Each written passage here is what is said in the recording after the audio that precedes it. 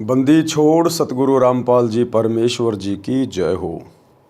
परमपिता परमात्मा सारी सृष्टि के रचनहार, कुल मालिक, असंख्य ब्रह्मांडों के स्वामी, जगत गुरु, तीनों लोकों में प्रवेश करके सबका भरण पोषण करने वाले, राजाधिराज, आत्माधार, नाथों के नाथ, देवों के देव महादेव, सर्वेश्वर महेश्वर, मृत्युंजय, अजरो अमर, आदि अनादि सनातनी प्रभु, जगत पिता जगदीश्वर, श्री श्री 1008 की उपाधि के वास्तविक अधिकारी, अकाल मूर्त शब्द स्वरूपी राम वासुदेव, सर्वगतम ब्रह्म, परम पूज्य, प्रथम पूज्य, परम संत, परम पुरुष, परम धनी, परम दयालु, सत्य कबीर, हक्का कबीर, अल्लाहु कबीर, अल्लाहु अकबर, बाखबर, अल्लाह ताला, जगत के तारणहार, जगत के मुक्तिदाता, जगत के जगन्नाथ, हारे के सहारे, हिंदुओं के राम, मुसलमानों के अल्लाह, सिखों के वाहिगुरु, ईसाइयों के मसीह, दया के सागर दयानिधि, करुणा के सागर करुणानिधि, स्वयंभू परिभू, संकट मोचन, कष्ट हरण, मंगल करण, दुख भंजन, अविगत कबीर,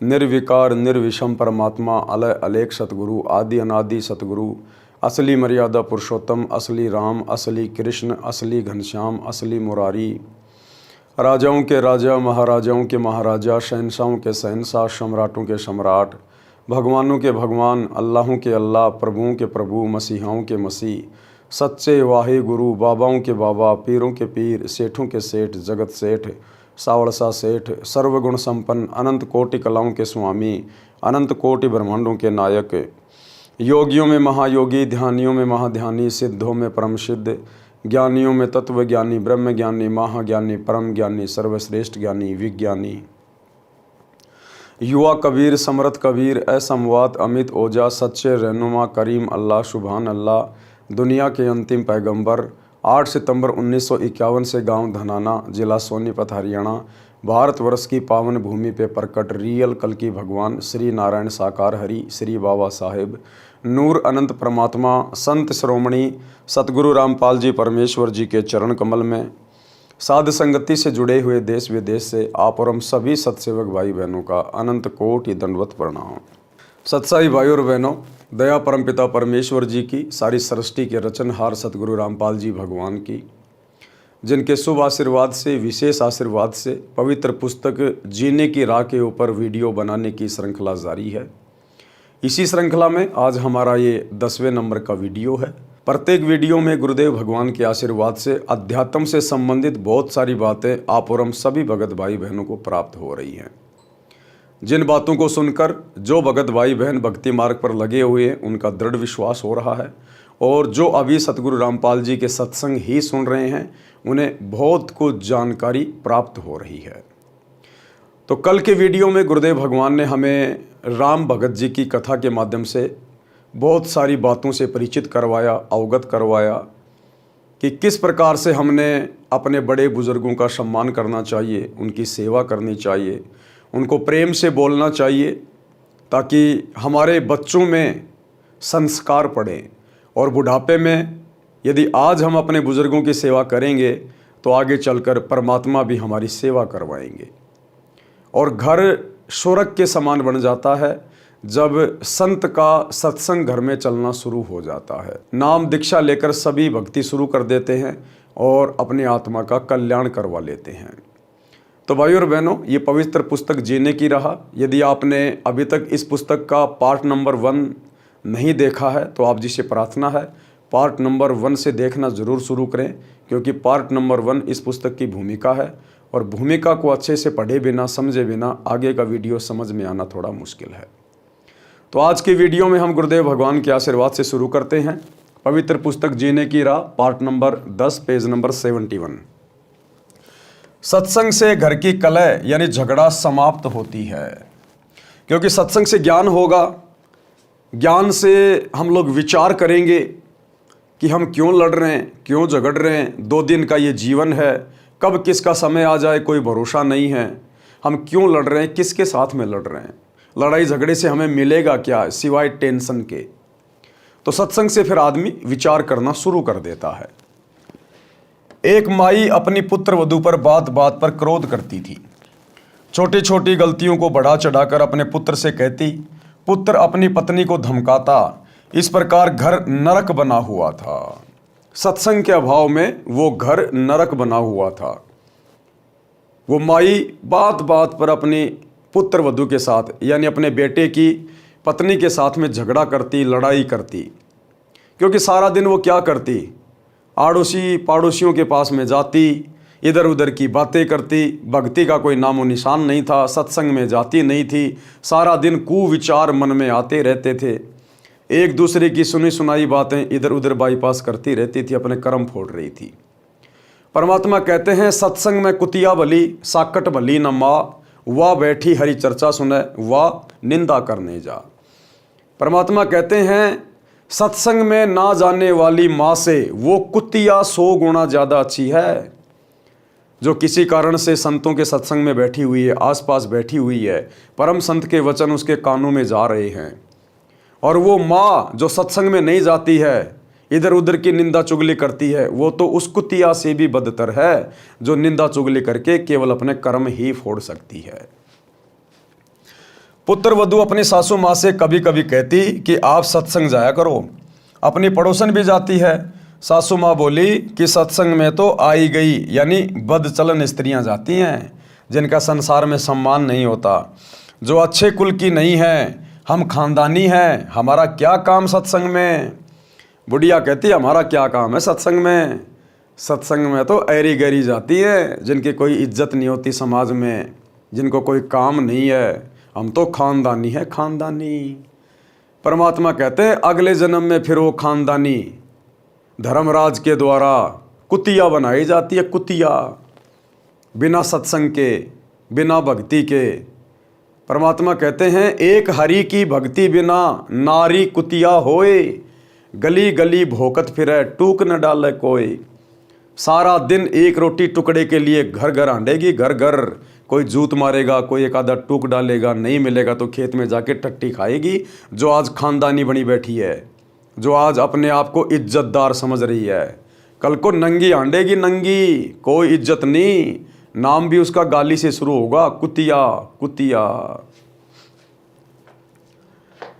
अपनी पड़ोसन भी सत्संग में जाती है। सासू माँ बोली कि सत्संग में तो आई गई यानी बदचलन स्त्रियां जाती हैं जिनका संसार में सम्मान नहीं होता, जो अच्छे कुल की नहीं है, हम खानदानी हैं, हमारा क्या काम सत्संग में।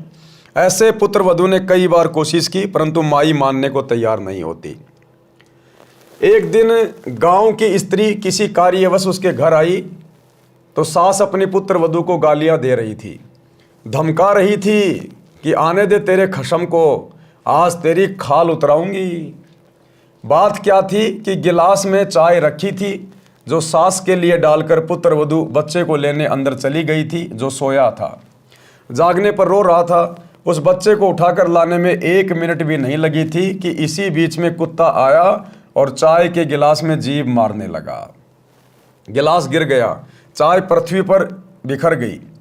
सासू माँ आंगन में उस गिलास से मात्र 20 फुट की दूरी पर चारपाई पर बैठी थी, हट्टी कट्टी थी, खेतों में सैर करके आती थी परंतु काम के हाथ नहीं लगाती थी, इसी बात पर कलह कर रही थी। गांव के दूसरे मोहल्ले से आई माई सत्संग में जाती थी। सब बात सुनकर उसने बतेरी, उस सास का नाम बतेरी था, उससे कहा कि आप सत्संग में चला करो। उसका वही उत्तर था। उस सत्संग वाली भगतमती ने बहुत देर सत्संग में सुनी बातें बताई परंतु बतेरी मानने को तैयार नहीं थी। बतेरी की दूसरी बहन उसी मोहल्ले में विवाह रखी थी जिस पाने की वह सत्संग वाली माई जानकी थी। बतेरी की बहन का नाम दया कौर था। जानकी ने जाकर दया कौर से बताया कि तेरी बहन बतेरी ने तो घर का नरक बना रखा है, बिना बात की लड़ाई करती है। मैं कल किसी कामवश गई थी, एक चाय का गिलास कुत्ते ने गिरा दिया, उसी का महाभारत बना रखा था। दया कौर भी जानकी के कहने से सत्संग सुनने गई थी और दीक्षा ले ली थी। जानकी ने कहा कि उसको जैसे तैसे एक बार सत्संग में ले चल। जब तक संतों के विचार सुनने को नहीं मिलते तो व्यक्ति व्यर्थ की टेंशन यानी चिंता स्वयं रखता है तथा घर के सदस्यों को भी चिंता में रखता है। दया कौर अगले दिन अपनी बहन के घर गई, किसी बहाने बतेरी को अपने घर ले गई। अब जो उसकी बहन थी बतेरी की दया कौर, वो किसी बहाने उसको अपने घर पे ले गई कि एक बार उसको यहाँ ले आऊँ और फिर मैं इसको सत्संग में लेके जाऊँगी। एक बार ये सत्संग में चल पड़ेगी, गुरुजी के सत्संग सुनेगी और वहाँ जो माइयाँ, जो भाई बहन होंगे, उनसे बैठ के ज्ञान चर्चा होगी, परमात्मा की महिमा होगी, तो कुछ इसके समझ में आएगा। हो सकता है परम संत के वचन कान में पड़ जाएं तो इसके संस्कार बदल जाएं, इसका जीवन परिवर्तित हो जाए और घर नरक बनने से बच जाए। वहाँ से कई अन्य औरतें सत्संग में जाने के लिए जानकी के घर के आगे खड़ी थी। वे दया कौर को सत्संग में चलने के लिए कहने उसके घर गई। वहाँ उसकी बहन बतेरी को देखकर उसे भी कह सुनकर साथ ले गई। बतेरी ने जीवन में प्रथम बार सत्संग सुना। आश्रम में कैसे स्त्री पुरुष रहते हैं सब आंखों देखा तो अच्छा लगा। जैसा अनाप शनाप सुना करती थी वैसा आश्रम में कहीं भी देखने को नहीं मिला। सत्संग में बताया गया कि कई व्यक्ति अपनी बहन, बेटी, बहुओं तथा अन्य स्त्रियों को सत्संग नहीं भेजते और न स्वयं जाते हैं। वे कहते हैं कि हमारे सत्संग में जाने से घर की इज्जत का नाश हो जाएगा, हमारी बहू बेटियां बदनाम हो जाएंगी। उनको विचार करना चाहिए कि सत्संग में न आने से परमात्मा के विधान का ज्ञान नहीं होता कि भक्ति न करने वाले स्त्री पुरुष अगले जीवन में महान कष्ट भोगते हैं। अब सतगुरु तो सतगुरु ही है। आत्माएं सत्संग में आती हैं। अब परमात्मा को पता है कि कहाँ चोट करनी है, कैसे ये आत्मा सीधे रास्ते चल पड़ेगी। तो परमात्मा ने उसी बहन को आधार बनाकर और उसी की दुखती हुई नस के ऊपर चोट मार दी। जो बातें वो सोचा करती थी कि सत्संग में तो ऐरी गैरी औरतें जाती हैं, हम तो खानदानी हैं, परमात्मा ने उसी विषय को लेकर सत्संग शुरू कर दिया। सूक्ष्म वेद में बताया है कि जो मनुष्य शरीर प्राप्त करके भक्ति नहीं करते उनको क्या क्या हानि होती है। कबीर हरि के नाम बिना नारी कुतिया होए, गली गली भोकत फिरे टूक न डाले कोई। संत गरीबदास जी की वाणी से। बीबी पड़दे रहे थी, ड्योडी लगे थी बाहर, अब गात उगाड़े फिरती है वह बड़ कुतिया बाजार। बीबी पड़दे रहे थी। पुराने समय में ये ठाकुर लोग, राजपूत लोग या वैसे भी जो राजा महाराजा थे, वो अपने घर की औरतों को बाहर नहीं निकलने दिया करते थे। वो उनको पर्दे में रखा करते थे। घर के अंदर काम या तो नौकर करते थे या फिर वो खुद घर के जो पुरुष होते थे वो सारा काम किया करते थे। अपनी औरतों को घर से बाहर नहीं निकलने दिया करते थे, पर्दे में रखते थे, उनको अपने घर की इज्जत माना करते थे। तो परमात्मा कहते बिना सतगुरु की भक्ति के वो पर्दे में रहने वाली बीबी अगले जन्म में मरने के बाद परमात्मा के विधान अनुसार फिर वो पशु योनि में जाती है और फिर वो कुतिया बनती है, कुतियां। तो परमात्मा कहते हैं बीबी पर्दे रहे थी और ड्योडी लगे थी बाहर। बाहर उसके नौकरानी, नौकर वगैरह खड़े रहते थे उसकी सुरक्षा में। अब गात उगाड़े फिरती है वह बन कुतिया बाजार। अब वो नंगी होके घूम रही है। वो पर्दे में रहने वाली घर की इज्जत एक भक्ति ना करने से, सतगुरु के सत्संग ना सुनने से, अब वो गात उगाड़े फिरती है बन कुतिया बाजार। ये दुर्गति करवा ली उसने सत्संग में ना जाने से। वे पर्दे की सुंदरी सुनो संदेशा मोर। परमात्मा कहते हैं वो जो सुंदरियां, घर की इज्जत, वो स्त्रियां जो पर्दे में रहा करती थी, सुनो संदेशा मोर कि उनके बारे में सुन लो मेरी बात। गात उगाड़े फिरती हैं करे सरायों शोर। अब वो नंगी होके कुतिया बन के सरायों में शोर करती है।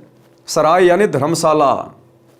कोई आने जाने वाले रुक जाया करते थे रात्रि को सराय में, धर्मशाला में, और जब वो खाना खाते थे तो एक रोटी टूक के लिए वो घर की इज्जत जो पर्दे में रहा करती थी अब कुतिया बन के उस खाने वाले की मुंह की तरफ देखती है, कब ये मेरे को रोटी का टुकड़ा डाले, कब मैं खाऊं। एक टूक के लिए वो काजू किशमिश के हलवे खाने वाली स्त्री, और जब वो एक आधा टूक डालेगा साथ में 10 ग्राम मिट्टी भी खाएगी वो।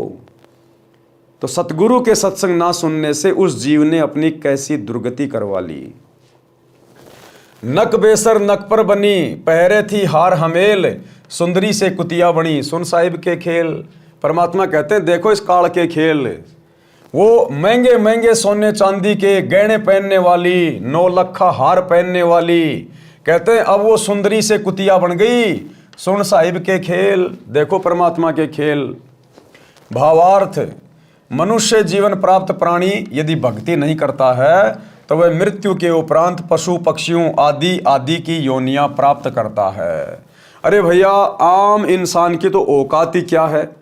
इस परमात्मा के संविधान के अनुसार, विधान के अनुसार, जिसको दुनिया भूल चुकी है, जिस प्रकार हमारे शरीर के ऊपर हमारे भारत देश का संविधान लागू होता है, इसी प्रकार शरीर के अंदर जो आत्मा है, रूह है, उसके ऊपर परमात्मा का संविधान लागू होता है। ऊपर धर्मराज के दरबार में पाई पाई का हिसाब देना पड़ता है कि तेरे को 50 साल की उम्र दी, 100 साल की उम्र दी या 150 साल की उम्र दी, तूने क्या किया? तेरे को भक्ति करने के लिए भेजा था, ये बकवाद करके वापस आ गया। तूने जितना कमाया, जितना जोड़ा, धन या इज्जत, कहाँ है तेरी इज्जत? नंगा खड़ा है तू लाइन में। कहाँ है तेरा वो धन जो तूने पूरी जिंदगी कमाया बैल और गधे की तरह? तो फिर ये आत्मा वहाँ पर नीचे गर्दन करके खड़ी हो जाती है कि गलती बन गई। गलती बन गई तो भाई आप सजा भुगतो। फिर गधा, कुत्ता, सुअर, कुतिया बना दिए जाते हैं। तो परमात्मा कहते हैं कि भैया उस समय क्या जवाब दोगे परमात्मा को, जब तुम खाली हाथ जाओगे वहां पर, पशु पक्षियों की योनियों में डाले जाओगे, और आम इंसान की तो बेचारे की औकात क्या। गरीबदास जी कहते हैं, तेरी क्या बुनियाद प्राणी, तू पेंडा पंथ पकड़बो। जब देश का राजा जो भक्ति नहीं करता, पहले राजा कहा करते थे, बादशाह कहा करते थे, वजीर आजम कहा करते थे, आजकल उनको प्राइम मिनिस्टर कहते हैं, प्रधानमंत्री, राष्ट्रपति, मुख्यमंत्री, ये सब राजा हैं अपने अपने पद पर। तो गुरुदेव कहते हैं, एक हरि की भक्ति बिन राजा गधा होए, और माटी लदे कुम्हार की घास न डाले कोई। देश का राजा भी अगर सत भक्ति नहीं करता है, और सत भक्ति पूरे विश्व में वर्तमान में केवल सतगुरु रामपाल जी के पास है, बाकी भूल जाना। ये बड़े बड़े आश्रम, बड़े बड़े मठ बना के जो बैठे हैं आचार्य शंकराचार्य, दो देले की भक्ति नहीं है, अपने नरक की टिकट पक्की करवा रखी है। तो बिना सतगुरु की सत भक्ति के तो देश का राजा भी मरने के बाद में गधा बनता है। सोचिए फिर आप और हमारे जैसे आम प्राणियों की क्या औकात है। अगर भक्ति नहीं की तो ये दुर्गति यूं की यूं तैयार है, यूं की यूं तैयार। परमात्मा के नाम जाप बिना स्त्री अगले जन्म में कुतिया का जीवन प्राप्त करती है, फिर निवस्त्र होकर नंगे शरीर गलियों में भटकती रहती है। वो घर की इज्जत, वो पर्दे में रहने वाली, सोने चांदी के गहने हार पहन पहन के अपने आप को अति सुंदर मानने वाली, वो घर की इज्जत अब वो नंगी होके कुतिया बन के गली गली में भोंकती हुई फिर रही है एक रोटी टूक के लिए। भूख से बेहाल होती है, उसको कोई रोटी का टुकड़ा भी नहीं डालता। जिस समय वह आत्मा स्त्री रूप में किसी राजा, राणा तथा उच्च अधिकारी की बीवी यानी पत्नी थी, वे उसके पूर्व जन्म के पुण्यों का फल था।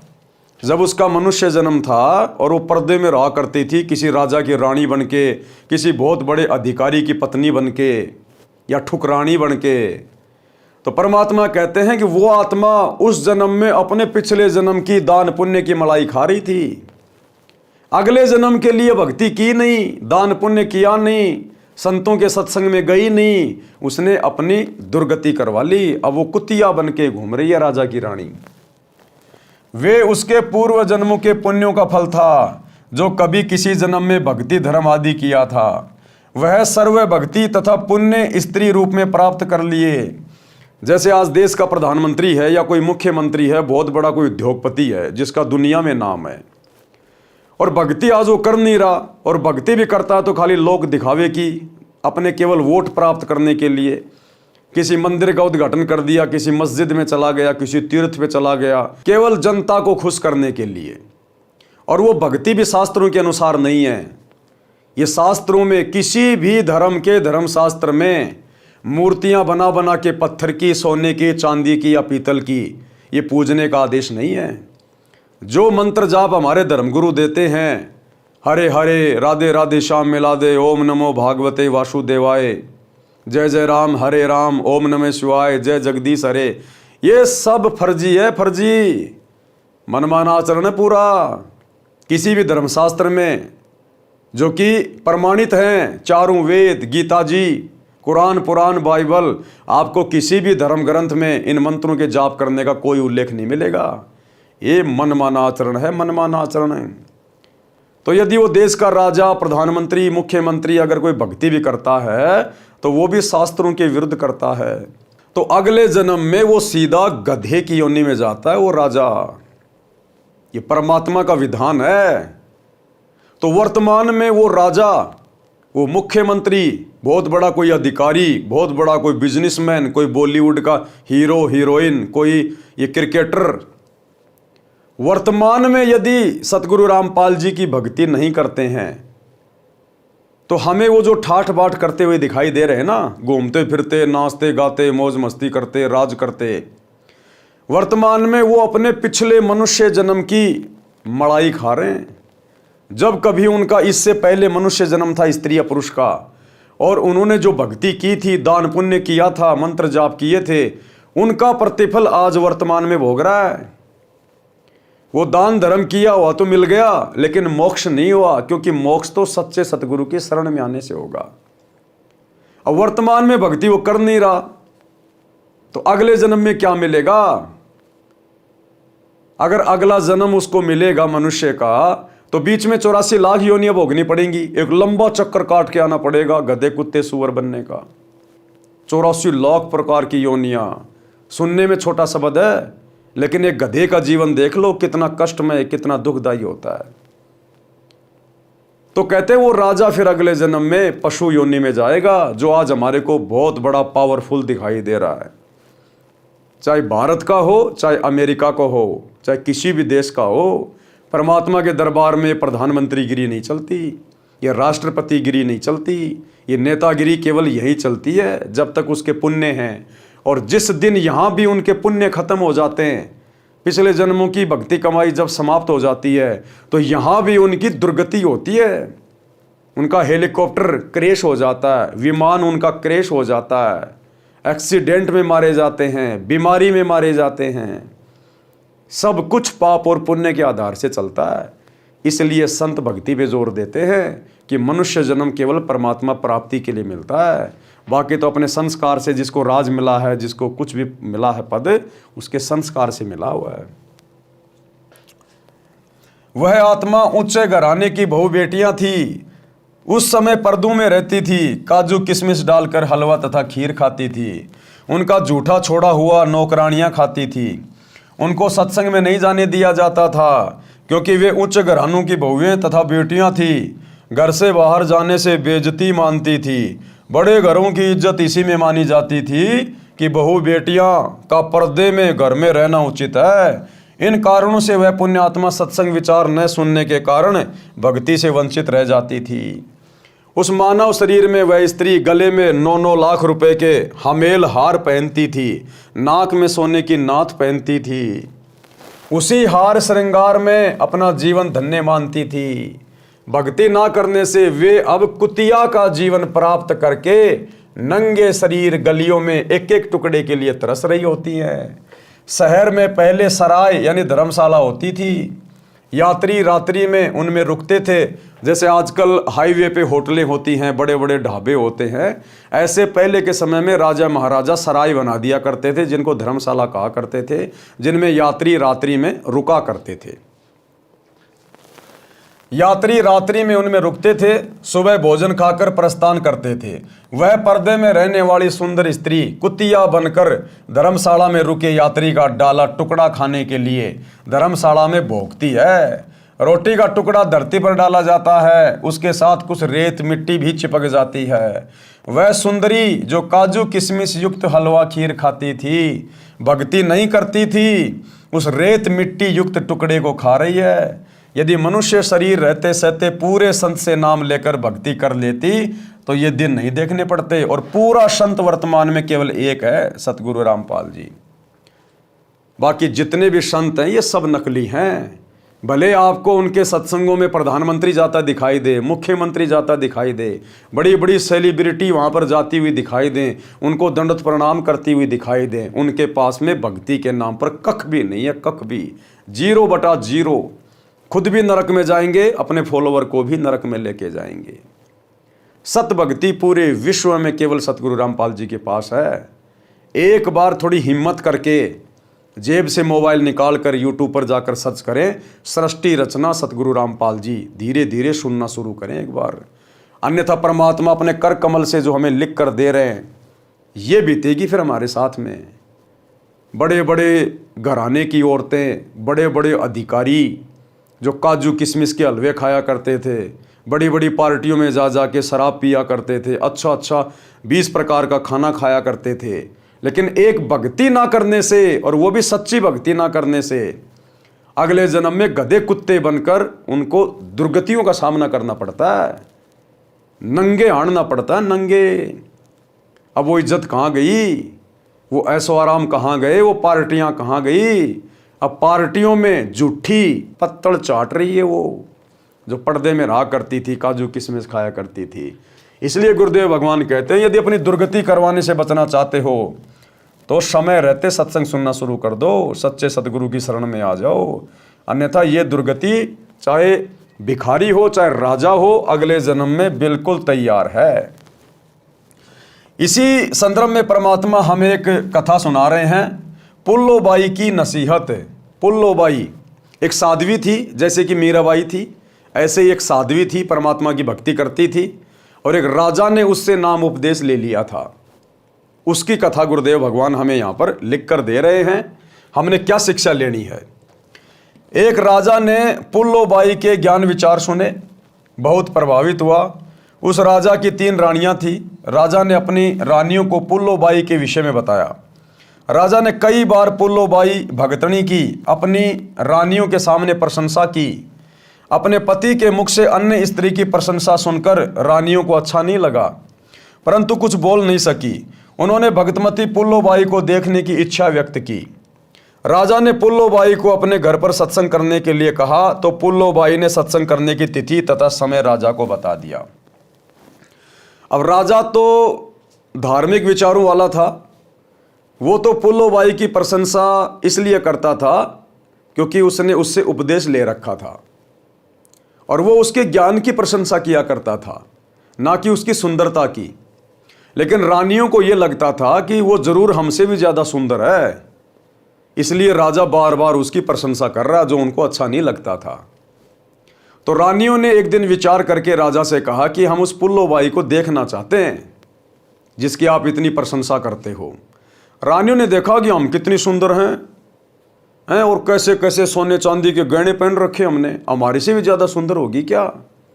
लेकिन संतों की, भक्तों की सुंदरता भक्ति में होती है, दान धर्म में होती है, अच्छे आचरण में होती है, सोने चांदी से कोई सुंदरता नहीं होती है। ये तो उन रानियों के अपने विचार थे, बिना सत्संग के। तो एक दिन राजा ने पुल्लोबाई से प्रार्थना की, तो पुल्लोबाई ने सत्संग करने का टाइम फिक्स कर दिया कि फला फला दिन मैं परमात्मा के आशीर्वाद से आपके घर पर ज्ञान चर्चा के लिए आऊँगी। तो रानियाँ बड़ी प्रसन्न हुई कि अब देखेंगे उस पुल्लोबाई को कितनी क्या सुंदर है। और जिस दिन वो पुल्लोबाई आई, उस दिन रानियों ने और ज़्यादा हर श्रृंगार मेकअप वगैरह कर लिया कि हमसे भी ज़्यादा सुंदर है क्या वो। फिर पुल्लोबाई उनको अंत में क्या नसीहत देती है, क्या उनको सलाह देती है। उन्होंने भगतमती पुल्लोबाई को देखने की इच्छा व्यक्त की।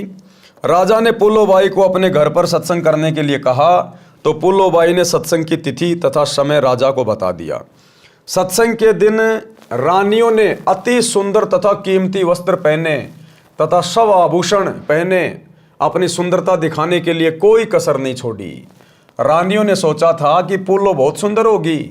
भगतमती पुल्लो राजा के घर आई। उसने खद्दर का मैला सा वस्त्र धारण कर रखा था, हाथ में माला थी, चेहरे का रंग भी साफ नहीं था। भगतमती पुल्लो को देखकर तीनों रानियां खिलखिलाकर हंसने लगी और बोली, ये है वो पुल्लो, हमने तो सोचा था बहुत सुंदर होगी। उसकी बात सुनकर भगतमती पुल्लोबाई ने कहा कि क्या कहा पुल्लोबाई ने अब उनकी बातें सुनकर, गहना बादा तन की शोभा, यानी तुम अपने शरीर के ऊपर जो कीमती कीमती वस्त्र पहनकर, आभूषण पहनकर जो अपनी शोभा मान रही हो ना, अपनी इज्जत मान रही हो ना, कहते हैं वस्त्र आभूषण तन की शोभा, और ये तन काचो भांडो, ये शरीर तो कच्चे मटके जैसा है, और भक्ति बिना बनोगी कुतिया, राम बजोना रांडो। कि हे बेशरम औरतों, भक्तिहीन औरतों, बिना परमात्मा की भक्ति के आज तुम अपने शरीर की सुंदरता, ये बहुत महंगे महंगे कपड़े, सोने चांदी के आभूषणों को समझ रही हो ना, ये शरीर तो कच्चे मटके की तरह है, कब फूट जाए कोई भरोसा नहीं। और बिना सतगुरु की सतभक्ति के अगले जन्म में कुतिया बन के घूमोगी। कुतिया बिना भक्ति के बनोगी कुतिया। राम भजो ना रांडो, परमात्मा का सत्संग ले लो, सतगुरु की शरण ग्रहण कर लो समय रहते और भक्ति कर लो। तुम्हारे जैसे ना जाने कितनी जा चुकी हैं गधी और कुतिया की योनियों में। तो इस प्रकार से पुल्लोबाई ने उनको समझाने का प्रयास किया। भावार्थ, सुंदर वस्त्र तथा आभूषण शरीर की शोभा बढ़ाते हैं। ये शरीर नाशवान है, जैसे कच्चा घड़ा होता है। ये शरीर क्षण भंगुर है, यानी कब नष्ट हो जाए। एक्सीडेंट में ये मर जाए, छत से गिर जाए तो ये खराब हो जाए, टूट जाए, फूट जाए, आग में ये जल जाए, जहर खाने से ये मर जाए। इस शरीर का कोई स्टैंड ही नहीं है, ये तो बिल्कुल कच्चा मटका है, क्षण भंगुर है। न जाने किस कारण से, किस आयु में और कब नष्ट हो जाए। यदि भक्ति नहीं की तो अगले जन्म में कुतिया का जन्म पाओगी, फिर निवस्त्र भटकती फिरोगी। इसलिए कहा है रांडो, अर्थात स्त्रियों भक्ति करो। रांड शब्द विधवा के लिए प्रयोग होता है, परंतु सामान्य रीति में स्त्रियां अपनी प्रिय सखियों को प्यार से संबोधित करने में प्यारी गाली के साथ प्रयोग किया करती थी। अब शिक्षित होने पर यह शब्द प्रयोग नहीं होता। भगतमती पुल्लोबाई ने सत्संग सुनाया, कबीर परमेश्वर जी की साखियां सुनाई और क्या कहा, कबीर हरि के नाम बिना नारी कुतिया हो, गली गली भोकत फिरे टूक न डाले कोय। कबीर राम रटत कोडी भलो, चूं चूं पड़े जो चाम, सुंदर देही किस काम की, जा मुख नाही नाम। परमात्मा कहते हैं राम रटत कोडी भलो और चूं चूं पड़े जो चाम, सुंदर देह किस काम की, जामुख नाही नाम। एक व्यक्ति है, बहुत अट्टा कट्टा शरीर है, अच्छा चिकना चुपड़ा चेहरा है, अपने आप को बड़ा धन्य मान रहा है, सुंदर समझ रहा है, और राम नाम है नहीं उसके पास, यानी सच्चे सतगुरु की भक्ति है नहीं। तो परमात्मा कहते हैं वो चाहे कितना अट्टा कट्टा है, कितना सुंदर है, कितना स्वस्थ उसका शरीर है, अगले जन्म में बिना सतगुरु की भक्ति के 84 में जाएगा, पशु पक्षियों की योनियों में कष्ट उठाएगा। और एक ऐसा व्यक्ति है जो बीमार है, कोढ़ जैसा रोग लगा हुआ है, लेकिन परमात्मा का नाम मिला हुआ है, अपनी भक्ति करता है, कहते हैं वो शरीर त्यागने के बाद में मोक्ष प्राप्त करेगा। और परमात्मा की भक्ति से उसका भयंकर से भयंकर रोग भी ठीक होगा, क्योंकि ये लक्षण है, ये गुण है परमात्मा की भक्ति के। परमात्मा अंधे को आंख देता है, कोढ़ी को काया देता है, बांझ को पुत्र देता है, निर्धन को माया देता है। ये गुण है परमात्मा के। तो कहते हैं राम रटत कोडी बलो, चूं चूं पड़े जो चाम। जिसका शरीर बीमारी से खराब हो रहा है लेकिन भक्ति कर रहा है, कहते हैं उस सुंदर व्यक्ति से लाख गुना अच्छा है वो, जिसका शरीर स्वस्थ नहीं है लेकिन जो भक्ति कर रहा है। क्योंकि ये मनुष्य शरीर भक्ति करने के लिए मिलता है। ये बकवाद करते हुए तो हमें असंख्य जन्म हो गए, असंख्य जन्म। ये कोई पहला मनुष्य जन्म नहीं हमारा। ना जाने आज से पहले कितने करोड़ों अरबों हमारे स्त्री पुरुष के मानव जन्म हो चुके हैं। हमने उन जन्मों में ये बकवादें तो करी हैं, और हर जन्म को बर्बाद करने के बाद हम फिर 84 लाख योनियों में गए। अब की बार हमारा दाव लगा इस भक्ति युग में। परमात्मा धरती पर सशरीर प्रकट हैं सतगुरु रूप में। एक बार सत्संग सुनना शुरू करो। तो परमात्मा कहते हैं राम रटत कोडी भलो, चूं चूं पड़े जो चाम, सुंदर दे किस काम की, जा मुख नाही नाम। कबीर नहीं भरोसा देही का, विणस जावे छिन्न माही, श्वास उसास में नाम जपो और यतन कछु नाई। परमात्मा कहते हैं ना जाने ये तुम्हारा शरीर कब छूट जाएगा, इसका कोई भरोसा नहीं है। लिखा हुआ नहीं है कि तू 40 साल जिएगा, 50 साल जिएगा। परमात्मा के कागजों में तो लिखा है, लेकिन तुम्हें नहीं पता इस बात का। इसलिए अपनी मृत्यु को अति निकट समझकर, संतों के सत्संग सुनकर, ज्ञान से परिचित होकर उनके शरण लेके अपनी आत्मा का कल्याण कराओ। नहीं भरोसा देही का, ये विनस जाए छिन माही, 1 सेकंड नहीं लगती, कब ये मर जाएगा एक्सीडेंट में, भूकंप में, बीमारी से। कहते हैं श्वास ऊ श्वास में नाम जपो और यतन कछु नाई। सतगुरु तुम्हें जो मंत्र दीक्षा देगा उसको श्वास ऊ श्वास से जपो, यानी सतगुरु जो विधि बताएगा उस विधि से भक्ति करो, मंत्रों का जाप करो, तब इस मनुष्य जन्म का कोई फायदा है। कबीर श्वास ऊ श्वास में नाम जपो, व्यर्थ श्वास मत खो, ना जाने इस श्वास को आवन हो के न होए। गरीब सर्व सोने की लंका थी, रावण से रणधीरम, एक पलक में राज्य गया जम के पड़े जंजीरम। कि वर्तमान में तुम्हारी औकात क्या है, हम हैं क्या, हैसियत क्या है। मालिक कहते हैं मर्द गर्द में मिल गए, जिनको वास्तु में हम लोग मर्द कह सकते हैं, जो वास्तु में ताकतवर थे, बलवान थे, जिनके पास में धन था, पावर थी, रावण जैसे, कंस जैसे, हिरण्यकशिपु जैसे। कहते मर्द गर्द में मिल गए, वो भी मिट्टी में मिल गए, बिना सतभक्ति के, बिना सतगुरु की सत्संगति के। मर्द गर्द में मिल गए रावण से रणधीरम, कंस केश चानोर से हिरणाकुश बलवीरम। कहते हैं तुम्हारी तो औकात क्या है, वर्तमान में 5-5 फुट के, 6-6 फुट के, 6.5 फुट के, पता नहीं क्या समझने लग जाते हैं अपने आप को। रावण की 150 फुट की हाइट थी, 150 फुट की। रोजाना 100 जोटों का मांस खाता था, 100 मटके दारू के पीता था रावण। अब ये बातें तुम्हारे समझ में कम आएंगी। एक बार सतगुरु के सत्संग सुनना शुरू करो, तब पता चलेगा इस दुनिया में कैसे कैसे बलवान होके जा चुके हैं। भीम द्वापर युग में, जिसमें 10,000 हाथियों जितनी पावर थी। आज एक कुत्ता बस में नहीं आता इंसान के, एक कुत्ता पीछे लग जाए तो आदमी आगे होके भग लेता है। और फिर भी ना जाने अपने आप को क्या समझ के रखते हैं कि हमारे से बड़ा बलवान कोई है नहीं। 4 दिन कोई सिंगल हड्डी आदमी जिम में क्या चला जाता है, शर्ट फाड़ने को हो जाता कि बस मेरे से बड़ा तो कोई है नहीं, हट जाओ सामने से सारे, नहीं तो फोड़ दूंगा। तो परमात्मा कहते हैं यहाँ रावण जैसे चले गए, जिन्होंने भगवान शंकर के कैलाश पर्वत को भी हिला दिया था। तुम्हारे से 1 क्विंटल का पत्थर नहीं हिलता आज। कहते हैं वो बिना सतगुरु की सतभक्ति के कुत्ते वाली मौत मरे, कुत्ते वाली मौत है। और आज कहीं चूहे बन के जमीन में बिल खोद के रह रहे हैं वो। तो कहते हैं वर्तमान में 5-5 फुट के इंसानों, तुम्हारी क्या औकात है, तुम्हारी क्या वैल्यू है अगर भक्ति नहीं करी तो। कहते हैं सर्व सोने की लंका थी, रावण से रणधीरम। रावण 1 लाख पूत 1.25 लाख नाती, उस रावण के दीवाना बाती।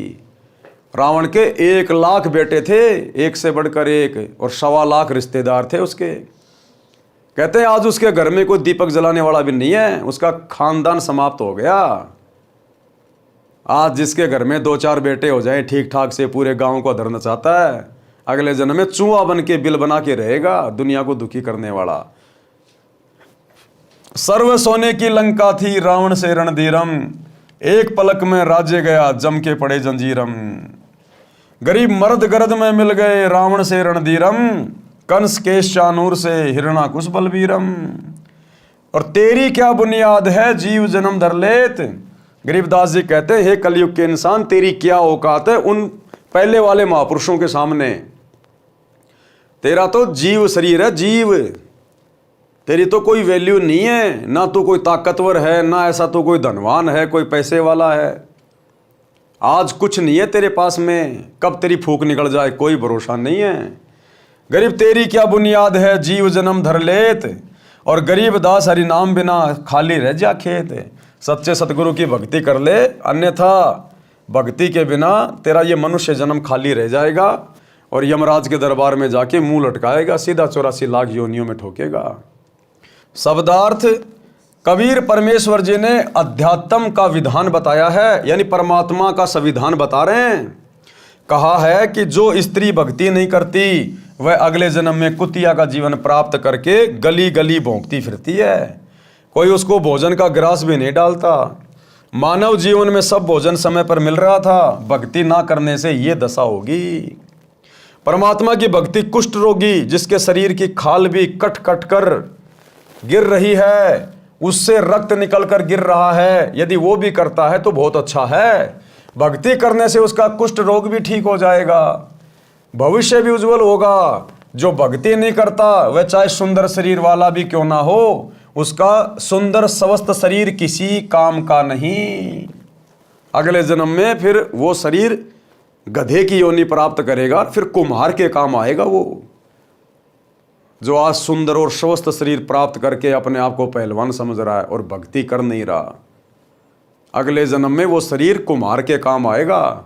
जब गधा बनेगा, 2.5 मन का बोरा पटकेगा, पजावे के ऊपर सारा दिन कच्ची ईंट ऊपर ले जाएगा, पक्की ईंट ऊपर से लेके आएगा। इस मानव शरीर का कोई विश्वास नहीं है कि यह कब तथा किस कारण से नष्ट हो जाए। इसे बचाकर नहीं रखा जा सकता।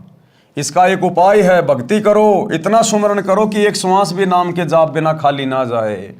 कोई भरोसा नहीं। आप जी आए दिन अखबार में पढ़ते हो, कोई एक्सीडेंट में मर गया, कोई लड़ाई झगड़े में मर गया, कोई किसी बीमारी से मर गया, कोई हॉस्पिटल में मर गया, कोई फांसी खा के मर गया, कोई जहर खा के मर गया, कोई भूकंप में मर रहे हैं। कोई भरोसा नहीं है इस मनुष्य शरीर का। ये पंडित ज्योतिष झूठी बना बना के तुम्हारे को ये पत्रियां दे रहे हैं, 150 साल जिएगा, 100 साल जिएगा। अपना धंधा शुरू कर रखा लोगों ने। पता केवल उस परमात्मा को है, बाकी किसी को नहीं है। इसलिए सतगुरु के सत्संग सुनो, ज्ञान समझो। आज हम ज्ञान समझने के लायक हैं। ये मनुष्य शरीर, स्त्री या पुरुष में हम सत्संग सुन सकते हैं, विचार कर सकते हैं। अन्य योनियों में सत्संग नहीं सुन सकते, विचार नहीं कर सकते। अन्य योनियों में भक्ति नहीं होती। ये भक्ति और मोक्ष केवल मनुष्य शरीर में मिलता है।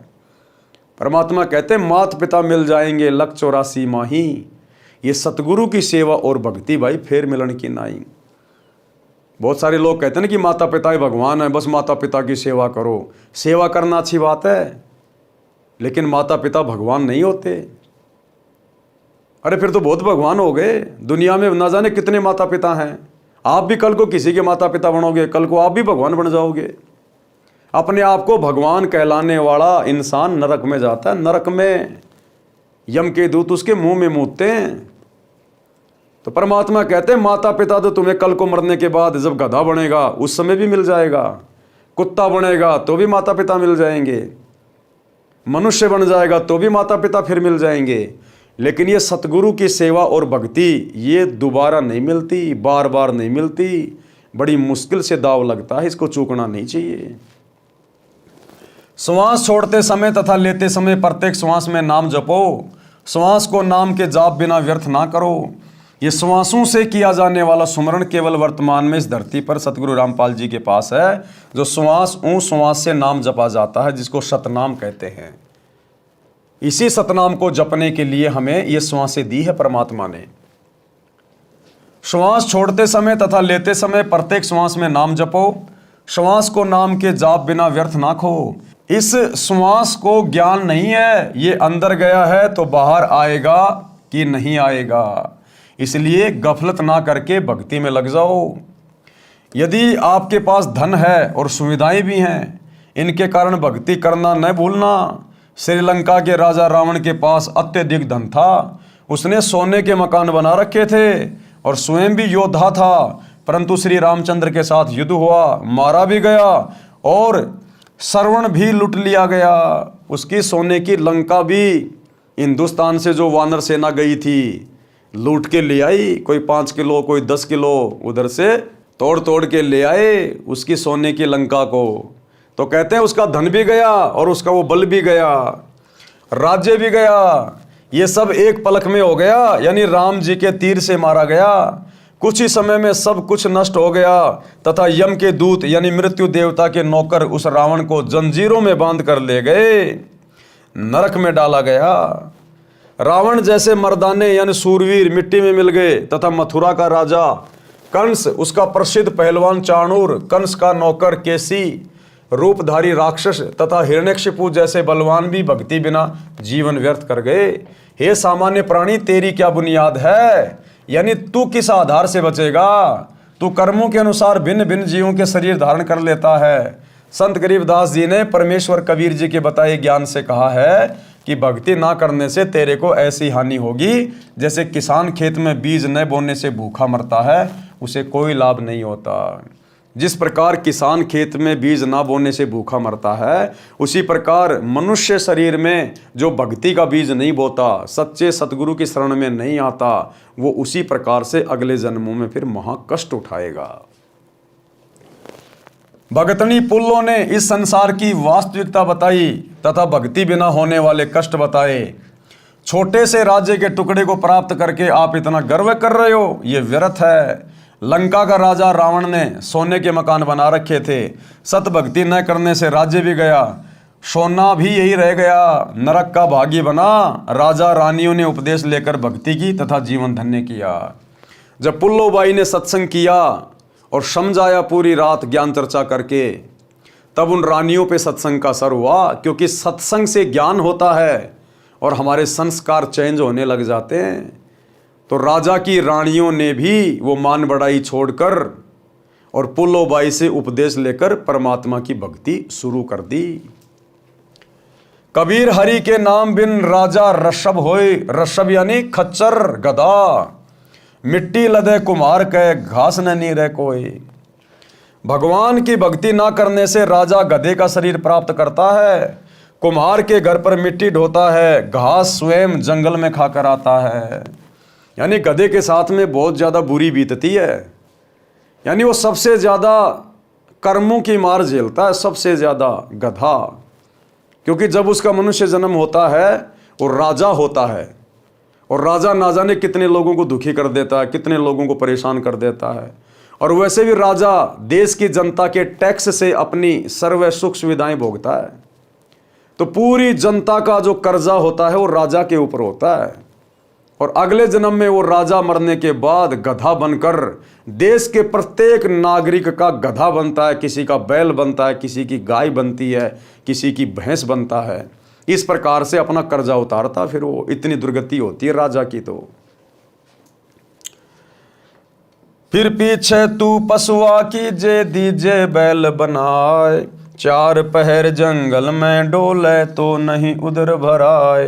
फिर ये दुर्गति होगी उस राजा की, अगले जन्म में जानवर बन के, और उसका पेट भी नहीं भरेगा ढंग से, इतना मोटा पेट लगा देगा भगवान, इतना मोटा, सारा दिन नीचा मुंह करके खाता रहेगा, पीछे से निकालता रहेगा, उसका पेट भी ढंग से नहीं भरेगा। और किसान सारा दिन जब वो बैल बनेगा उसको खेत में हल में जोतेगा, और शाम को सूखा सूखा चारा डालेगा, सूखा जौं का भूस। आंखों में आंसू आएंगे लेकिन मजबूरी में खाना पड़ेगा।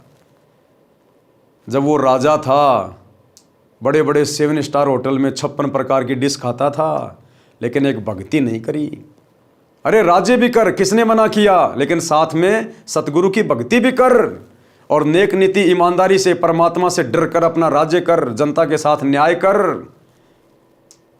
राजा को यदि सत्संग मिल जाए, सच्चा गुरु मिल जाए, तो राजा को फिर ज्ञान होगा कि सदा राजा नहीं रहूंगा, कल को शरीर छोड़ के जाना पड़ेगा, परमात्मा को जवाब भी देना पड़ेगा। अगर परमात्मा ने तुझे इतनी बड़ी जिम्मेदारी दी है पूरे देश की, तो तेरे पास अच्छा अवसर है देश की सेवा करने का। राजा तो बहुत अच्छी प्रकार से भक्ति कर सकता है, क्योंकि राजा के पास धन की कमी नहीं होती, वो दान धर्म खूब कर सकता है, भंडारे कर सकता है, अपने शुभ कर्म बना सकता है। लेकिन बिना ज्ञान के वो उल्टे अपने कर्म फोड़ के जाता है और अगले जन्म में पशु योनि में जाता है। तो गुरुदेव कहते हैं फिर 56 प्रकार के भोजन खाने वाला, फिर वो कुर्डियों पे डोलता है, गंदगी खाता, फिर वो गधा बन के। सिर पर सींग दिए मन बोरे, धूम से मच्छर उड़ाए। फिर कहते हैं वो बैल बनेगा, उसके सिर पे 2 सींग लग जाएंगे और धूम से मच्छर उड़ाए।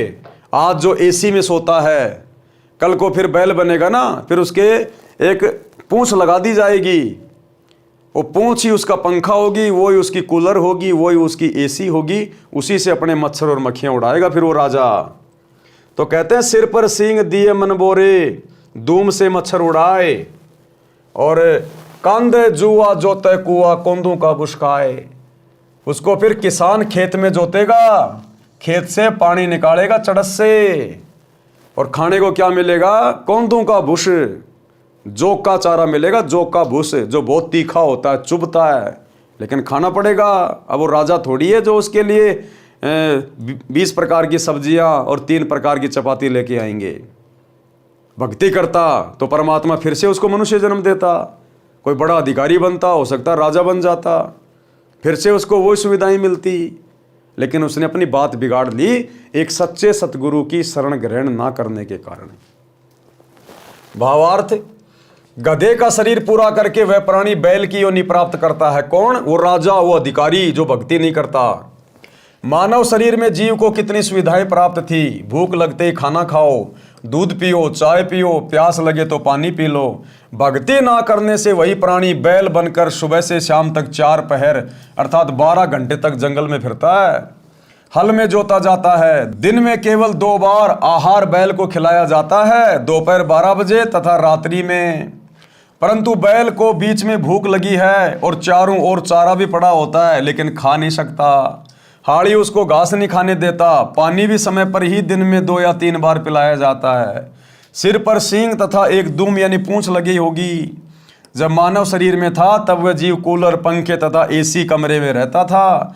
अब एक दुम है, इसको चाहे कूलर की जगह चाहे पंखे की जगह प्रयोग करो, उसी से मच्छर उड़ाता है। कहते हैं ऐसी दुर्गति होगी एक सतगुरु की भक्ति के बिना। सत्संग में यह भी बताया गया है कि घर में कलह का कारण परमात्मा के विधान को न समझकर संसार के भाव में चलना है। घर का कोई सदस्य घर में हानि नहीं करना चाहता, किसी कारण से हानि हो जाती है तो उसको लेकर कलह नहीं करनी चाहिए। जो हानि होनी थी वह तो हो चुकी है, वह तो ठीक नहीं होगी। व्यर्थ की कलह करना समझदारी नहीं है। लेकिन ये विचार तो भाई और बहनों उस समय उत्पन्न होंगे जब हम सच्चे सतगुरु की शरण में आके सत्संग सुनना शुरू करेंगे कि भैया जानबूझ के कोई घर में नुकसान नहीं करना चाहता, ना सास, ना बेटा, ना बेटे की बहू, जानबूझ के कोई हानि नहीं करेगा अपने घर में। जो होनी होती है वो हो गई, अब वो ठीक तो हो नहीं सकती। अब व्यर्थ में झगड़ा करके, लड़ाई करके तुम घर में अशांति पैदा कर सकते हो। लेकिन ये विचार आएंगे सत्संग में जाने से, सत्संग सुनने से। और जो सत्संग नहीं सुनता वो क्या करेगा सारा दिन? घर की औरतें क्या करेंगी? 24 घंटे तो घर में रहती नहीं है। आड़ोस पड़ोस में औरतों के साथ जाएंगी, बड़ी बुढ़ियों के पास बैठेंगी, वो ना जाने कहाँ कहाँ की बातें बताएंगी। उसकी बहू ऐसी, उसकी सास ऐसी, वो निकम्मी है, वो ऐसी है, उसने ये कर दिया, उसने वो कर दिया। फिर वैसी बातें वो बुढ़िया शाम को अपने घर पे आके अपने पुत्र वधू के साथ करेगी, उसके साथ में लड़ाई झगड़ा करेगी। आप जी कहीं काम धंधा करते हैं, मजदूरी करते हैं, ऑफिस में काम करते हैं, आपको वो ही अपने यार दोस्त 10-12 घंटे आपके संपर्क में रहेंगे, इधर उधर की व्यर्थ की बातें करेंगे। तो सत्संग के बिना इंसान में सुविचार उत्पन्न नहीं हो सकते, और सुविचार उत्पन्न हुए बिना घर में लड़ाई झगड़ा ही रहेगा। व्यर्थ का वाद विवाद किसी न किसी बात को लेके उत्पन्न हो ही जाएगा। जो हानि होनी थी वह तो हो चुकी है, वह तो ठीक होनी नहीं। व्यर्थ की कलह करना समझदारी नहीं है। जिससे गलती से कोई हानि हो जाती है तो उसे कहना चाहिए, हे बेटा बेटी, माता पिता या सास बहू, ये जो हो गया यह अपने भाग्य में नहीं था, आपने जानबूझकर तो किया नहीं है। इस बात से घर में शांति कायम रहती है। कलह में काल निवास करता है, लड़ाई झगड़े में कौन निवास करता है? काल। भूत प्रेतों का उस घर में डेरा होता है। जिस घर में सतगुरु का सत्संग नहीं, सतगुरु की शरण नहीं, उस घर में भूत प्रेतों का निवास होता है। और वही भूत प्रेत एक दूसरे में प्रेरणा करके, सास बहू में, बेटा बाप में, वो भूत प्रेत ही उस घर में लड़ाई झगड़ा करवाते हैं। और जिस दिन आप सतगुरु की भक्ति ले लोगे, सतगुरु से उपदेश ले लोगे, वो भूत प्रेत कभी झांकेंगे भी नहीं उस घर की तरफ, कभी झांक कर भी नहीं देखेंगे। इतनी पावरफुल है सतगुरु की भक्ति, केवल सतगुरु रामपाल जी की भक्ति, अन्य की नहीं। अन्य तो खुद ही भूत है। वो कलह में काल निवास करता है, भूत प्रेतों का उस घर में डेरा होता है। जो कलह नहीं करते वे सुख से बसते हैं। जिस घर में परमात्मा की भक्ति यानी आरती, स्तुति, ज्योति, यज्ञ होती है, उस घर में देवताओं का निवास होता है। यानी सतगुरु के भगत तो खुद ही देवता स्वरूप होते हैं, खुद ही देवता स्वरूप। सत्संग सुनकर सब अपने अपने घर चली गई। यानी बतेरी की बहन दयाकोर और अन्य जितनी भी औरतें थी वो सत्संग से वापस आई और अपने अपने घर चली गई। लेकिन भाई और बहनों, बतेरी जिस सत्संग में गई थी वो सत्संग ओरिजिनल नहीं था। जिस गुरु से वो नाम दीक्षा लेके आई थी अपनी बहन के कहने से, वो शास्त्र अनुकूल साधना नहीं देता था। लेकिन फिर भी सत्संग सुनने से अच्छाई इंसान में उत्पन्न होती है। और जो बतेरी की जो बेटे की बहू थी पुत्र वधू, उसने सही गुरु से नाम उपदेश ले रखा था, जो गुरु शास्त्र अनुकूल साधना करवाता था। यानी परमेश्वर कबीर जी अपनी आत्माओं को सत्संग देने के लिए, ज्ञान देने के लिए अनेकों वेश बनाकर यहाँ पर विचरण करते रहते हैं। सत्संग सुनकर सब अपने अपने घर चली गई। सत्संग दिन के 12 बजे से 2 बजे तक हुआ था। पुत्र वधू को पता नहीं था कि सासू माँ सत्संग में गई थी। अगले दिन सुबह भैंस का दूध निकालकर पुत्र वधू उस दूध की भरी बाल्टी को छत में लगे कुंडे वाले सरिये में प्रतिदिन की तरह टांगने लगी। उसे लगा कि बाल्टी टंग गई, परंतु सरिये के उल्टी ओर बाल्टी का कड़ा लगा था। पुत्र वधू ने सोचा कि ठीक लगा है और बाल्टी छोड़ दी। बाल्टी पृथ्वी पर गिर गई, दूध बिखर गया। आवाज सुनकर बतेरी आई और पुत्र वधू दूध के बजाय सासू माँ की ओर मायूसी से देख रही थी।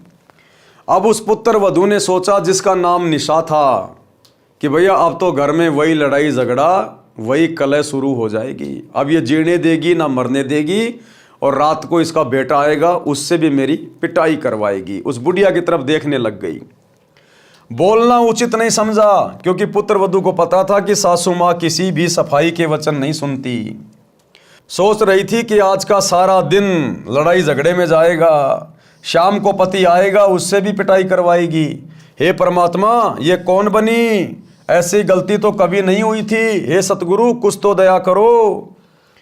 उस निशा ने भी उपदेश ले रखा था। वो भी अपने सतगुरुदेव भगवान से अरदास करने लगी कि हे परमात्मा, हे गुरुदेव, दया करो, ऐसी गलती तो मेरे से कभी नहीं बनी। हे सतगुरु, कुछ तो दया करो, मैं तो आपकी भक्ति भी भूलने लगी हूँ। मुझे तो सारा दिन सासू माँ के श्लोक याद रहते हैं, क्योंकि घर में 24 घंटे लड़ाई झगड़ा। अब वो बहू बेचारी ज़्यादा कुछ बोलती नहीं, क्योंकि उसने तो नाम उपदेश ले रखा था। वो सासू माँ सारा दिन लड़ाई झगड़ा रखती थी, तो बेचारी डर के मारे अपने गुरुजी की भक्ति भी नहीं कर पाती थी, सत्संग भी नहीं सुन पाती थी। और सासू माँ के श्लोक ज़्यादा याद थे, यानी उसकी गालियाँ ज़्यादा याद रहती और सत्संग रहते कम याद। तो बोले, गुरुदेव, मैं तो आपकी भक्ति भी भूलने लगी हूँ, ये तो इतना झगड़ा करती है। हे सतगुरु, कुछ तो दया करो, मैं तो आपकी भक्ति भी भूलने को हो रही हूँ। मुझे तो सारा दिन सासू माँ के श्लोक याद रहते हैं। बतेरी बोली, बेटी, जो होना था वह हो गया। आज हमारे भाग्य में दूध नहीं है, चिंता ना कर। इस दूध को ऊपर से हाथों से बाल्टी में डालकर भैंस को पिला दे। ये कहकर जो नाम दीक्षा ली थी उसका जाप करने लग गई। पुत्र वधू को अपने कानों पर विश्वास नहीं हो रहा था। सोच रही थी कि माताजी आज पता नहीं कौन सा स्टेशन पकड़ गई। ये शीतल वचन तो बतेरी की बोरी में नहीं थे, इसमें तो खड़ भरी थी। आसपास से निकलती थी तब भी बड़बड़ की झल निकलती थी। पुत्र वधू का नाम निशा था। वह सोच रही थी कि निशा, आज निशा में तेरी बुरी होगी दशा, यानी आज रात्रि तेरी पिटाई होगी। इसका बेटा आएगा, उस समय सारी बात बताएगी और तेरी बुरी दशा होगी। निशा की सोच थी कि पति को बताएगी, वह माता की बात सुनकर मेरी कुछ नहीं सुनता, अच्छी बुरी कहेगा, सारा दिन और रात्रि रोने में जाएगी। निशा ने दूध बाल्टी में डालकर भैंस को पिला दिया, बाल्टी धोकर रख दी। बतेरी आई और बोली कि बेटी, रोटी खा ले, चिंता मत कर बेटी। मैं कल मेरी बहन दया कौर के साथ दिन में सत्संग में गई थी, मेरी तो आंखें खुल गई। मैं तो बहुत कलिहारी बनी हुई थी। बेटी, हो सके तो क्षमा कर देना, पीछे हुआ सो हुआ, आगे से अपनी बेटी को पलकों पे रखूंगी। मेरी असली बेटी तो तू है, जन्मी बेटी तो अगलों की थी। वह चली गई, अपना दुख सुख साझा है, मेरी तो एक दिन के सत्संग ने ही आंखें खोल दी। मात्र एक दिन के सत्संग ने उस बुढ़िया को परिवर्तित कर दिया, चेंज कर दिया। क्योंकि संतों के वचन में पावर होती है, शक्ति होती है। और यदि सत्संग मिल जाए पूर्ण संत का, तो ये जीवन भी परिवर्तित और मृत्यु के बाद में सीधा परमात्मा के दरबार में मोक्ष। नकली संतों के सत्संग से, उनकी नाम दीक्षा से मोक्ष नहीं मिलेगा। 84 लाख योनियों का कष्ट नहीं कटेगा। गधे कुत्ते सूअर बनने से नहीं बच सकते। ये महा उपकार तो पूर्ण संत करता है, और पूर्ण संत वर्तमान में धरती पर सतगुरु रामपाल जी हैं। बेटी, अगले रविवार को आप भी चलना, मैं भी चलूंगी। अब उस बतेरी को इस बात का पता नहीं था कि मेरी बेटी ने पहले से ही सत्संग ले रखा है। वो बेचारी डर डर के भक्ति किया करती थी। सासू माँ को वो बताया नहीं करती थी कि बताऊंगी तो और ज़्यादा झगड़ा करेगी ये, तो छुप छुप के अपनी आरती कर लेती थी, कोई सत्संग वगैरह सुन लिया करती थी इस प्रकार से। तो बुढ़िया को इस बात का मालूम नहीं था। तो बुढ़िया ने कहा, बेटी अगले रविवार को आप भी चलना, मैं भी चलूंगी, धीरे धीरे बेटे को भी ले चलेंगे। निशा ने अपने गुरुजी का फोटो यानी स्वरूप कपड़ों में छिपा रखा था। फोटो निकालकर चरणों में शीश रखकर कहा कि हे गुरुवर, आज आपने अपनी बेटी की पुकार सुन ली, घर स्वर्ग बना दिया। शाम को चतर सिंह आया, यानी उस बुढ़िया का बेटा, शाम को चतर सिंह आया तो माता ने दूध गिरने का जिक्र भी नहीं किया। कुछ दिन बाद चतर सिंह को भी नाम दिला दिया। कुछ समय पश्चात निशा के गुरुजी आ गए। अब एक दिन उसकी पुत्र वधू के गुरुजी उसके घर पे आ गए। निशा ने बताया कि गुरुजी, मेरी सासू माँ बहुत अच्छी है, इसने भी गुरु का नाम ले लिया है। बतेरी ने कहा, महाराज जी, निशा ने कभी नहीं बताया कि इसने दीक्षा ले रखी है, ये मेरी कलह से डरती होगी, अब बताया है जब मैंने नाम ले लिया। अच्छा किया इसने, यदि पहले बता देती तो मैं और अधिक दुखी करती और पाप की भागी बनती। निशा के गुरुजी ने कहा, अब उसके गुरुदेव ने क्या कहा, बुढ़िया को क्या कहा? निशा के गुरुदेव ने कहा, माई बतेरी, आप तो आसमान से गिरी और खजूर में अटकी हो, क्योंकि आपकी दीक्षा शास्त्र अनुकूल नहीं है। यानी आपने जिस गुरु से दीक्षा ली है वो गुरु दीक्षा देने का अधिकारी नहीं है। उस गुरु की भक्ति मोक्षदायक नहीं है, शास्त्रों के अनुसार नहीं है। आपको थोड़ा बहुत सुख तो दे देगी वो भक्ति, थोड़ा बहुत राहत तो दे देगी, यहाँ ज्ञान से आप लड़ाई झगड़ा तो छोड़ दोगी, लेकिन शरीर छूटने के बाद में नरक में जाने से नहीं बच सकती, गधी और कुतिया बनने से नहीं बच सकती, 84 लाख योनियों में जाना पड़ेगा, क्योंकि वो गुरु शास्त्र अनुकूल साधना नहीं दे रहा, क्योंकि आपकी दीक्षा शास्त्र अनुकूल नहीं है। सत्य साधना बिना मोक्ष नहीं हो सकता, और सत्य साधना भाई और बहनों वर्तमान में केवल पूज्य गुरुदेव जी के पास है। जैसे रोग की सही औषधि खाने से ही रोग से मोक्ष मिलता है, इसी प्रकार सत्य साधना करने से जन्म मरण के रोग से मुक्ति मिलती है।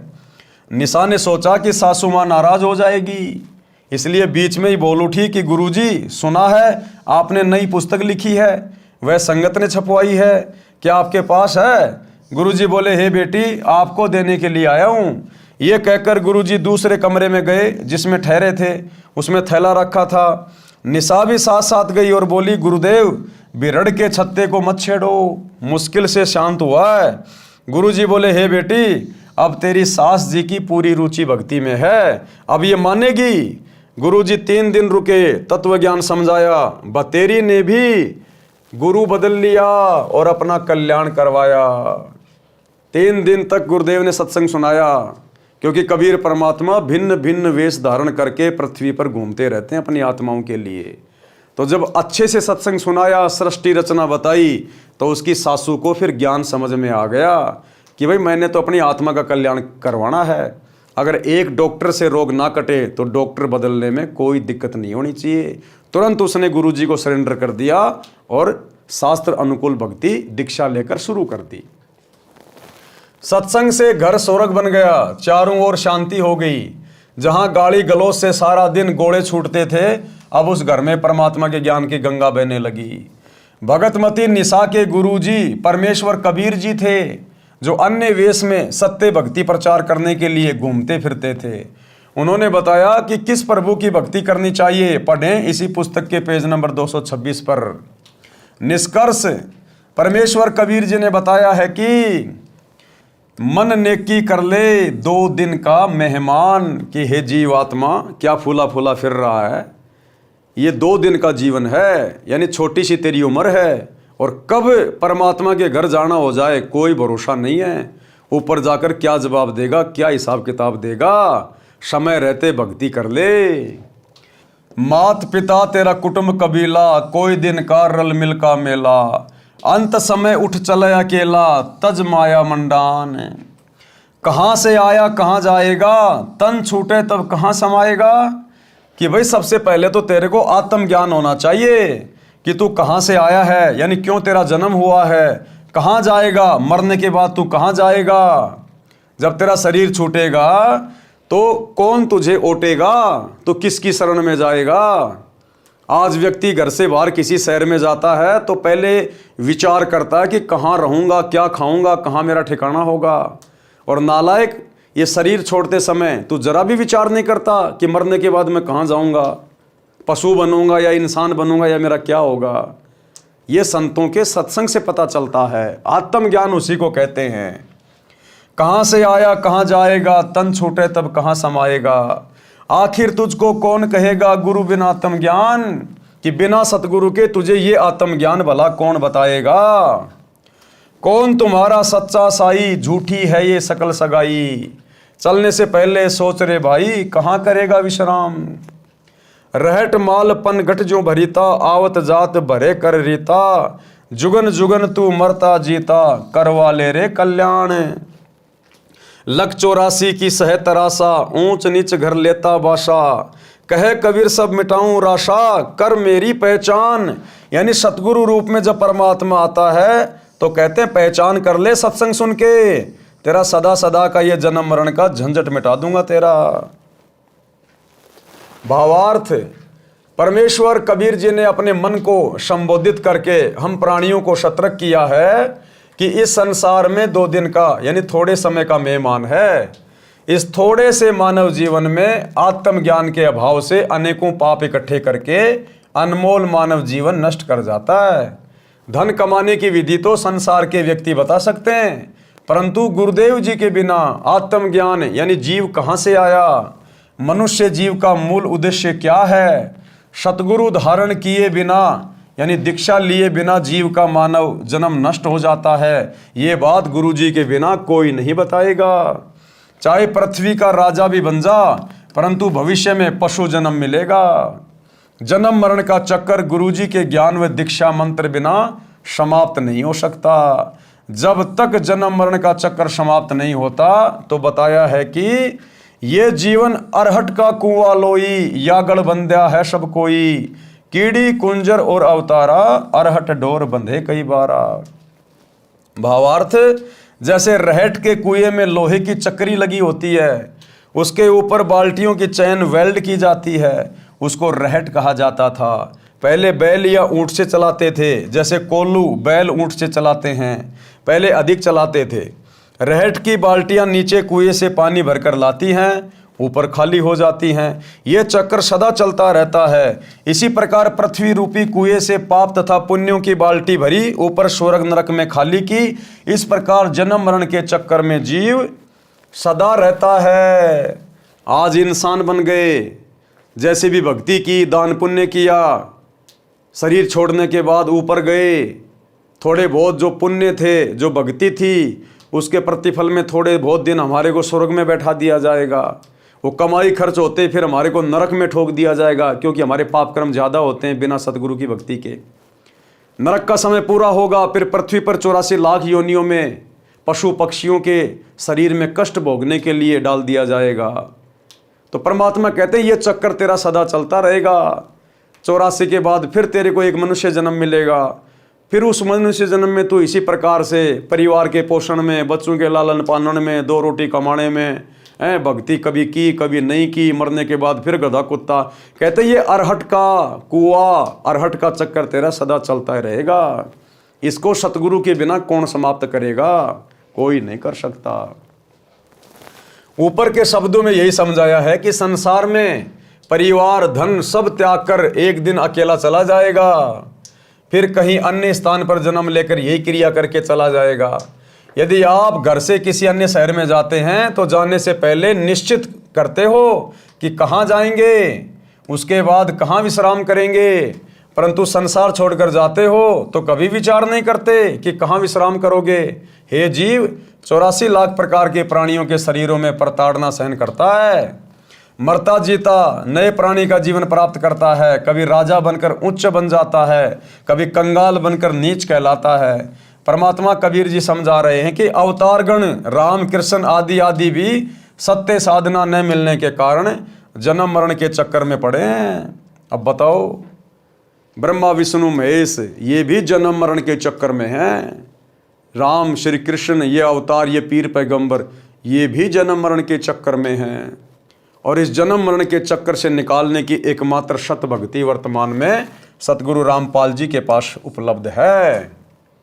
इन सभी बातों पे विचार करके, गौर करके, कुछ दिन यूट्यूब पर इनके सत्संग सुन के भाई और बहनों जल्द से जल्द दीक्षा प्राप्त कर लो, यानी सतगुरु की शरण प्राप्त कर लो, नहीं तो बुरी बनेगी। और गुरुदेव कह रहे सत्य साधना मेरे पास है, हे प्राणी तू मेरे को पहचान, मैं समर्थ परमात्मा हूं, मैं तेरा जन्म मरण का सर्व झंझट समाप्त कर दूंगा। तो भाई और बहनों कहते हैं सकल पदार्थ है जगमाही, कर्म हीन नर पावत नाई। जिसके भाग्य में नहीं होता है वो उस अनमोल वस्तु को प्राप्त नहीं कर सकता। लेकिन आज इस पृथ्वी पर जितने भी मानव शरीरधारी प्राणी हैं, स्त्री पुरुष हैं, उन सब का भाग्य उत्तम है, अति उत्तम, क्योंकि आज सतगुरु धरती पे प्रकट हैं। आपको वो अनमोल वस्तु सहज में उपलब्ध है जिसके लिए हमें 84 लाख योनियां भोगने के बाद ये मनुष्य चोला मिला है, स्त्री या पुरुष का। तो आज हम किसी को भी निर्भाग नहीं कह सकते हैं। हाँ, निर्भाग तो वो होगा जो शरीर के छूटने से पहले सतगुरु की भक्ति किए बिना धर्मराज के दरबार में चला जाएगा। उससे बड़ा निर्भाग्य प्राणी फिर संसार में और कोई नहीं। तो भाई और बहनों जेब से मोबाइल निकालो, यूट्यूब पे जाके सर्च करो सृष्टि रचना सतगुरु रामपाल जी। एक बार सत्संग सुनना शुरू करो, ज्ञान से ही ज्ञान होगा। आप बच्चे को स्कूल में क्यों भेजते हो? ज्ञान कराने के लिए। आपको पता है कि बच्चा पढ़ाई नहीं करेगा तो इसका भविष्य अंधकार में होगा। इसी प्रकार सतगुरु को पता होता है, संत को पता होता है, अगर इस मनुष्य शरीर से ये भक्ति वाली पढ़ाई नहीं की तो आगे इसके जन्म जन्मांतर अंधकार में चले जाएंगे। अंधकार में गधा कुत्ता बन के असहनीय कष्ट भोगेगा ये प्राणी। इसलिए संत परमार्थी होते हैं, उन्हें हमसे कोई स्वार्थ नहीं है। संत परमार्थी होते हैं, निस्वार्थ भाव से अपना कार्य करते हैं। तो सत्संग सुनकर अपने जीवन को धन्य करें। तो भाई और बहनों आज के वीडियो में केवल इतना ही। कल रात्रि 8 बजे सभी भाई बहन आगे के वीडियो के लिए दास के फेसबुक पेज पवन दास इस लाइव के ऊपर लाइव जुड़िए। तब तक गुरुदेव भगवान हम सबको आज्ञा दे, इजाज़त दे, सद्बुद्धि दे, आशीर्वाद दे। बंदी छोड़ सतगुरु रामपाल जी भगवान की जय हो। भाई जो गुरु बचन पे डट गे, कट गे फंद 84 के, कट गे फंद 84 के, कट गे फंद 84 के।